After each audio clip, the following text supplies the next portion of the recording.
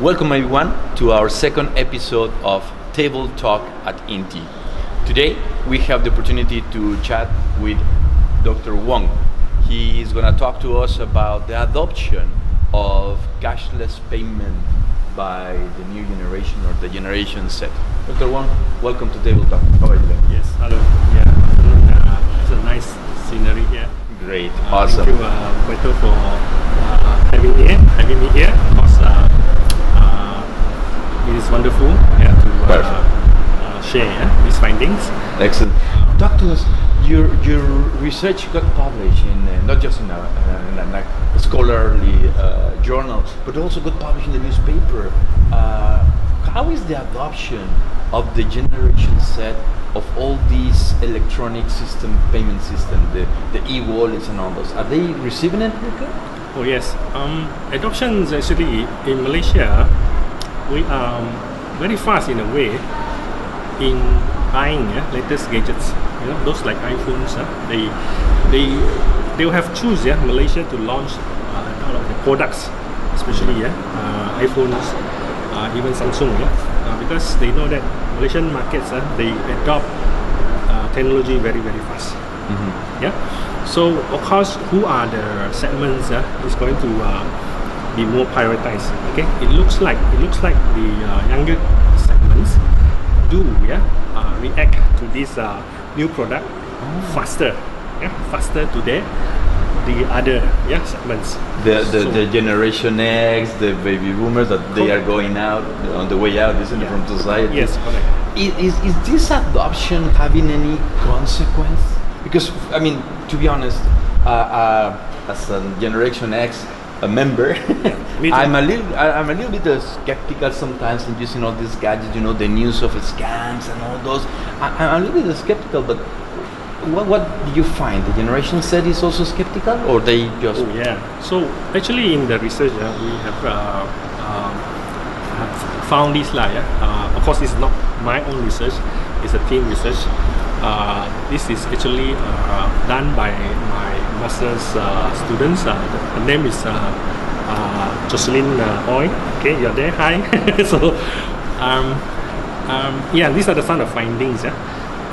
We want to know whether these variables, whether they do have adoption, they have affect the adoptions or not. Mm-hmm. Security, definitely. It's one of the variables. Is one of the variables we have inside to study. And it is heavy in your it is results? Significant means in any research, we want to test hypothesis. So it is one of the most significant factors. What is the second most significant factor for we the adoption? have speed as well. Speed? What do you mean speed? Okay. The speed of the connection or the speed of adoption? Transaction itself. So this one is on the e-wallets. So we don't want the process of paying store. We want them to be very fast, very like fluid, like going with the flow, smoothly. Yeah. Okay. So that too become the most significant factors in adoption of e-wallet. This is e-wallet. So then that means that if any government around the world, I mean, I know that probably I'm going to be stretching a little bit your research, but having security as one of the main factors, one of the predominant variables, and also speed, that means that governments need to boost the infrastructure, and that's no wonder the 5G is also definitely needed, correct? Yeah. These are the things we try to highlight. So this kind of so-called, we can build some model, okay, and this model can be so-called used in other contexts. Correct. So we have done this in e-wallet. It could be on the 5G. Remember, we still have this RFID. What happened? Perhaps it's also maybe the when they stick on the that sticker, it was not correct. So the reader couldn't pick up. It could be. So of course this is more technical, but we are talking about the latitudinal. That means the and of course a lot of people refuse to migrate, for example, to RFID. They have smart SmartTech now. Yes, They correct. refuse to migrate like myself. Because I need to be we honest. feel the detachment, we don't want to detach away from SmartTech that will be with us for Correct. so long. Yeah, we have in fact we have quite a number of players now. Correct. We have more and more.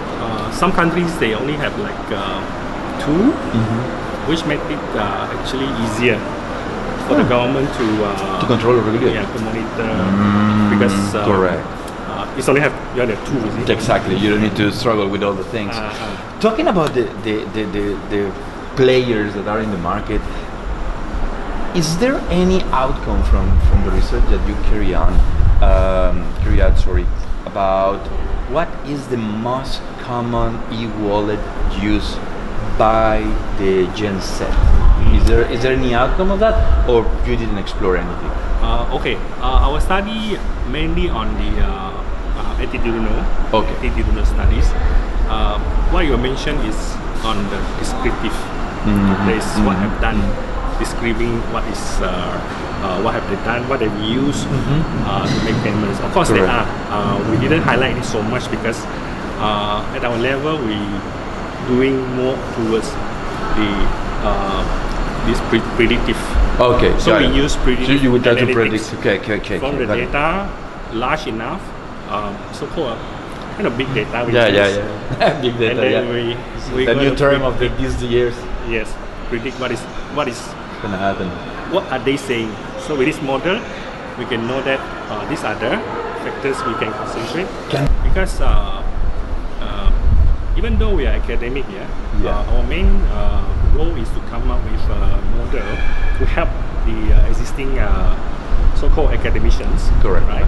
For them of these variables inside there, come up with new variables to have more explaining power of this model. That's one.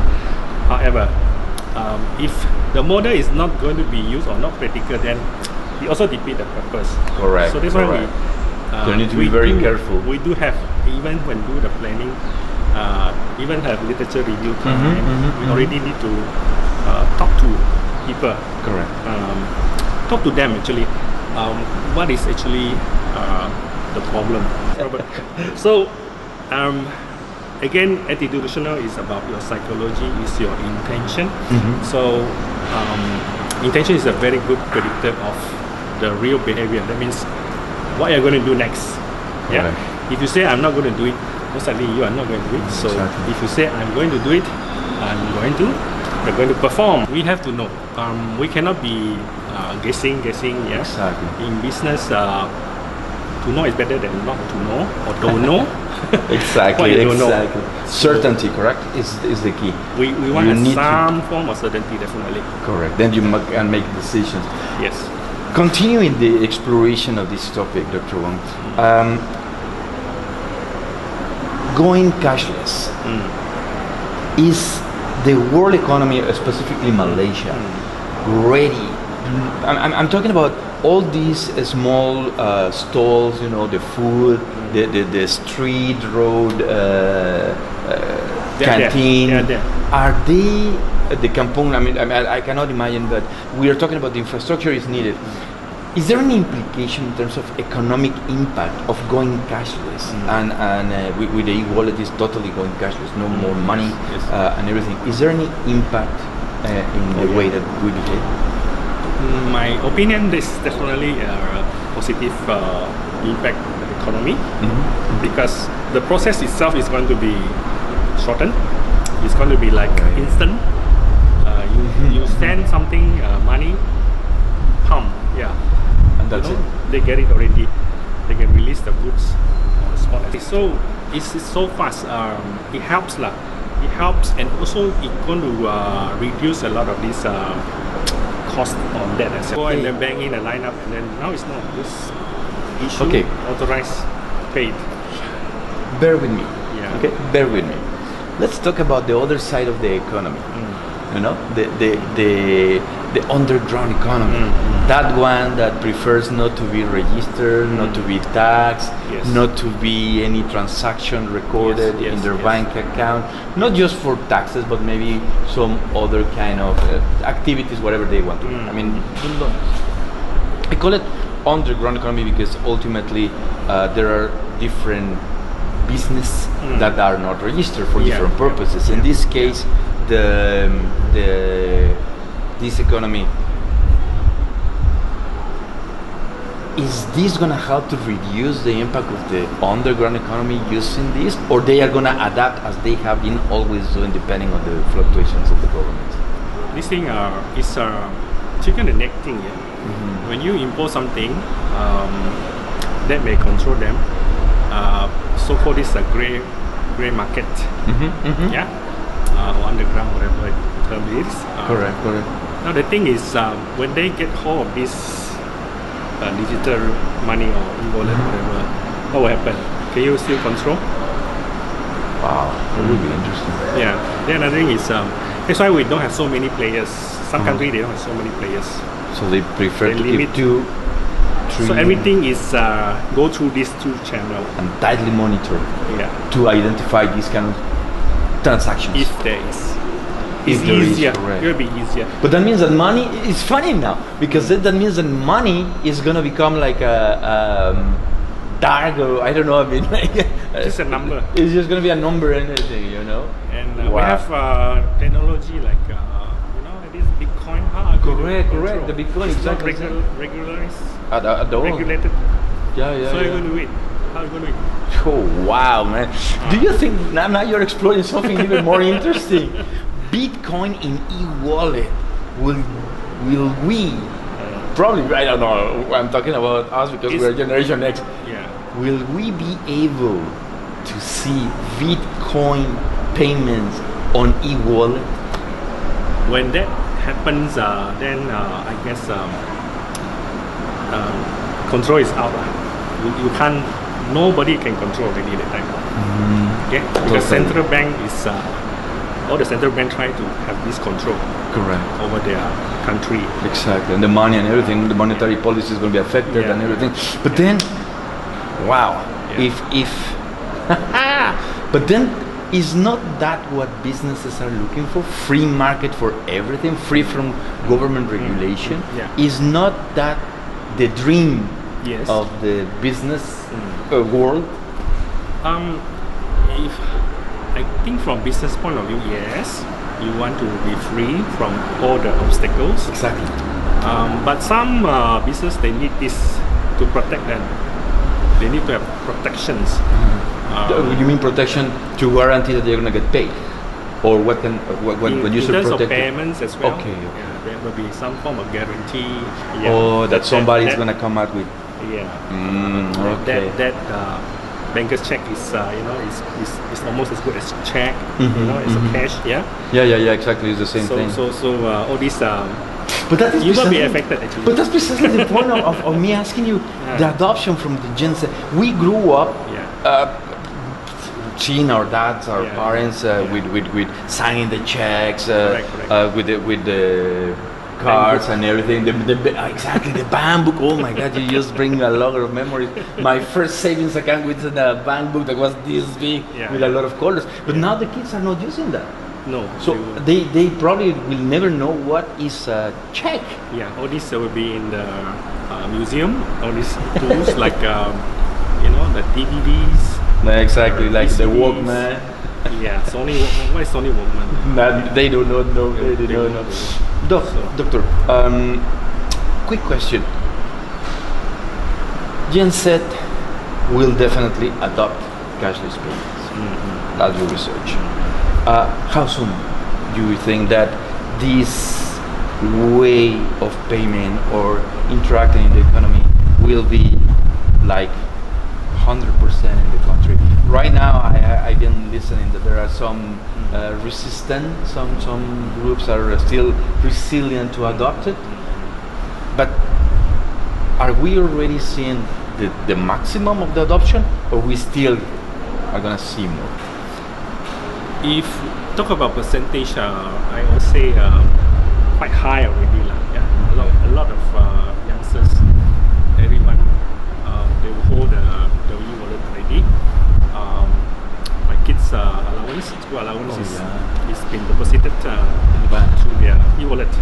Okay. Okay. So, despite the so there's resilient, no like, hey, how much your allowance this month? Come.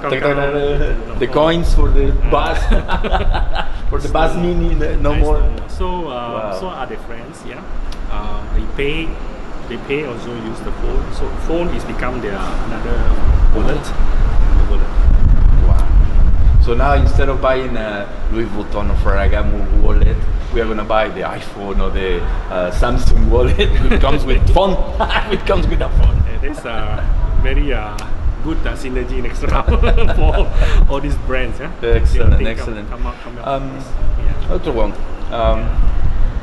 few last words.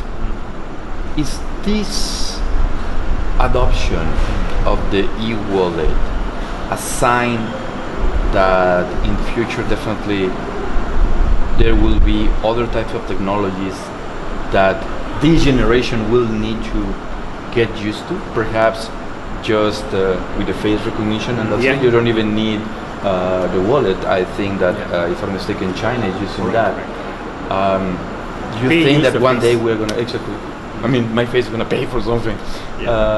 Do you think that that technology, societies around the world are gonna be willing to adopt it?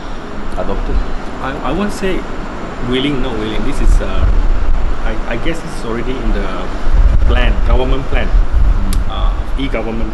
Correct, the e-government. You want to have payments from government, so you are going to apply. They want to pay you also electronically. Right, and that's it. So documents, everything, application, apply for seats in the university. All these are using electronically. So no doubt lah. Electronic is the way. Online is the way. Yeah. Face Biometrics. is also face, because we have unique features on our face. They become your ID. Alright. So ID will tie to your money. So there you go. that is too much for a Gen Xer like me, doctor. That is too much. I still do hold the whole cash. Okay. Well, for my segment, I do speak a bit. Yeah. I still read newspaper at least Saturday, Sunday. Me too. I love the smell of paper, the newspaper paper. Yeah. Okay. Thank you very much for being with us, Dr. Wong. It was indeed really enlightening and eye-opening to know that the adoption of the Gen Z of e-wallets is really without a problem. And thank you very much, everyone who had the opportunity to watch us today. And remember, every week you have a new table talk at INTI. Thank you very much.